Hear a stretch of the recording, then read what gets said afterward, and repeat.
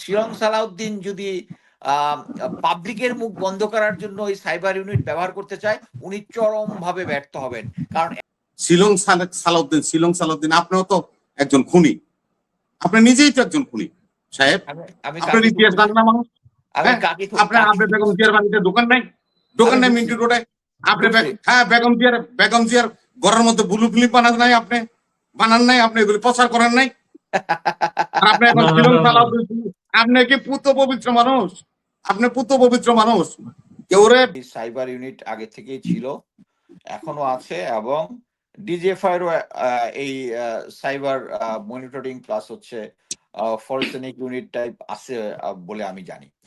এখানে আমি বলবো যে স্বরাষ্ট্রমন্ত্রী কথাটা বলেছেন, অ্যাকচুয়ালি মেইনলি তাকে আমরা সবাই শিলং সালাউদ্দিন বলি, এবং তার যে ভারতের সাথে তার কানেকশনটা, এটা বা জনগণ এখন বিশ্বাস করে, এবং উনি মনে করতেছেন যে যারা এই কথাগুলো বলতেছে, বিশ্লেষণ করতেছে আমাদের মতো লোকরা, তাদের কারণেই হয়েছে এবং তাদের এগেইনস্টে থ্রেট হিসাবে দিচ্ছে। তবে আমি একটা জিনিস বলতে পারি, আমি আমেরিকাতে বসে থেকে এই ইরান ইউএসএ যুদ্ধ, ইসরায়েলি যুদ্ধ, এগুলোর যে মেইন স্ট্রিম মিডিয়া এবং যেগুলা পাবলিক পডকাস্ট যেগুলো আমরা দেখছি, এবং আমি এটা জিনিস বলে রাখি যে যখন প্রথম গালফ ওয়ার হয় তখন একজন অ্যাম্বাসেডারের মেয়েকে আমেরিকান কোন একটা চ্যানেলে আইনা তাকে ভিকটিম দাবি করে, কুয়েতের ভিকটিম দাবি করে একটা পডকাস্ট করছিল, এবং এটা অ্যাকচুয়ালি জনমত তৈরি করছিল আমেরিকাতে।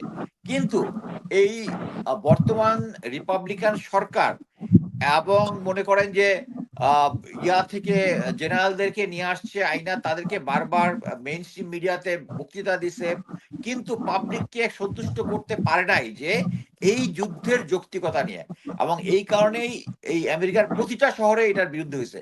আমি বলতে চাচ্ছি যে স্বরাষ্ট্রমন্ত্রী জনাব শিলং সালাউদ্দিন যদি পাবলিকের মুখ বন্ধ করার জন্য ওই সাইবার ইউনিট ব্যবহার করতে চায়, উনি চরমভাবে ব্যর্থ হবেন।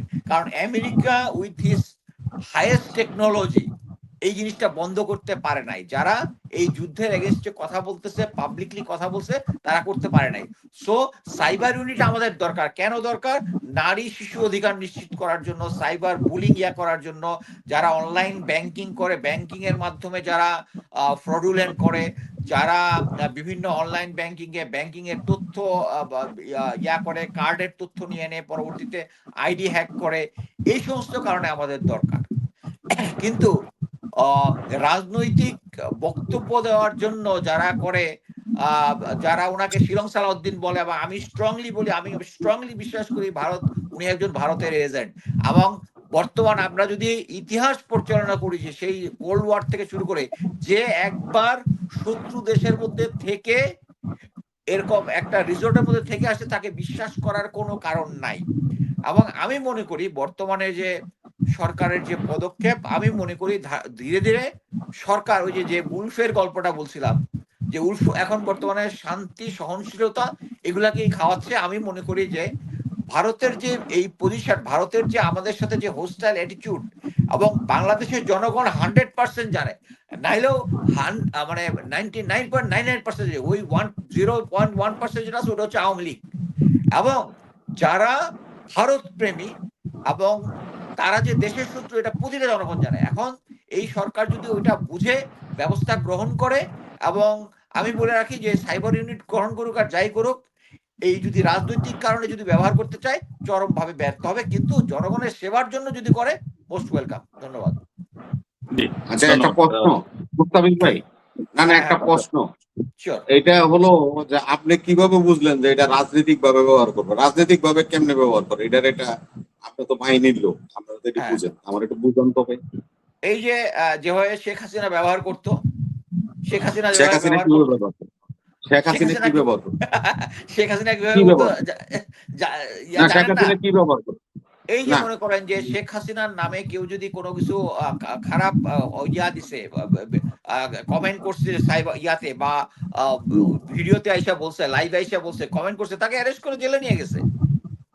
এখন কিছুদিন আগে অ্যাকচুয়ালি প্রধানমন্ত্রী তারেক জিয়ার এগেইনস্টে কথা বলা, কিন্তু লোকজনকে জেলে নিয়ে গেছে। আর শুনেন আপনারা বলি, আপনারা শুনেন, আপনারা কোন দলের পক্ষ হয়ে এরকম বকাস কথাবার্তা বলেন না। এই এই সংসদে বিরোধী দলের নেতা বলছে তারেক রহমান সাহেবের কন্যা জামাই রহমান সাহেবকে এবং তার পরিবারকে নিয়ে যে কথা বলছে উনি বিচার চান না। আমি ওনার পক্ষ হইয়া বিচার চাই, এদের বিরুদ্ধে ব্যবস্থা নেওয়া। আপনারা এখানে বুঝেন নেগেটিভটা বলতেছেন, সম্পূর্ণ একমত। এইগুলি বলেন, এগুলি বলেন না, এগুলি বলেন না, এগুলি থেকে একটু চুপ থাকেন। শুনেন না, আমরাও তো আপনারা যদি এখন আমি বলি ভাই, আপনি মাইন্ড করেন না, আপনারা যদি আমি বলি বেগম খালেদা জিয়ার গ্রেপ্তারের নায়ক আপনি, শিলং সালাউদ্দিন আপনিও তো একজন খুনি, আপনি নিজেই তো একজন খুনি সাহেব। আপনার ইতিহাস জানেন না মানুষ? আপনি বেগম জিয়ার বাড়িতে দোকান নাই মিন্টু রোডে? আপনি বেগম জিয়ার ঘরের মধ্যে ব্লু ফিল্ম বানান নাই, আপনি এগুলি প্রচার করেন নাই। আপনি এখন শিলং সালাউদ্দিন, আপনি কি পুত পবিত্র মানুষ? আপনি পুত পবিত্র মানুষ, কেউরে ফেক কথা বলবেন না, কাউরে অসম্মান করবেন না, সবাই সবার জায়গায় সম্মান আছে।